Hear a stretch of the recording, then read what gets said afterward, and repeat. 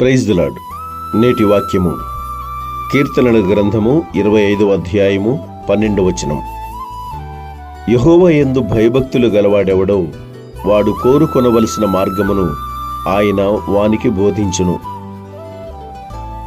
దేవుని ఎడల భయభక్తులు కలిగిన వాడు ఈ లోకములో ఏ మార్గంలో జీవించాలి, ఏ విధంగా ప్రభువును సంతోషపరచాలి, ఏ విధంగా ప్రభు చేత ఆశీర్వదించబడాలి అనే ఆలోచన కలిగి ఉంటాడు.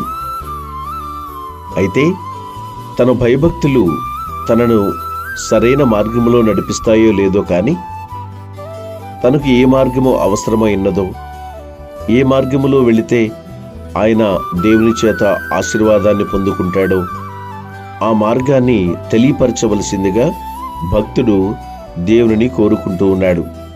కొన్ని సందర్భాల్లో మనము భక్తిలో ఉన్నప్పుడు మనకు ఏం కోరుకోవాలో కూడా తెలియదు.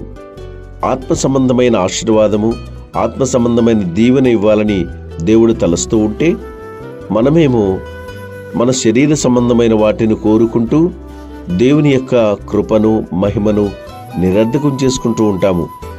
కనుక మనం కోరుకోవలసినది ఏమిటో కూడా తన యందు భయభక్తులు కలిగిన వారికి దేవుడే తెలియపరుస్తూ ఉంటాడు. అట్టి రీతిన దేవుని చేత బోధింపబడిన వారమై ఆ మార్గములో మనము జీవిస్తూ ఆయనను సంతోషపరచుదముగాక. ఆమేన్.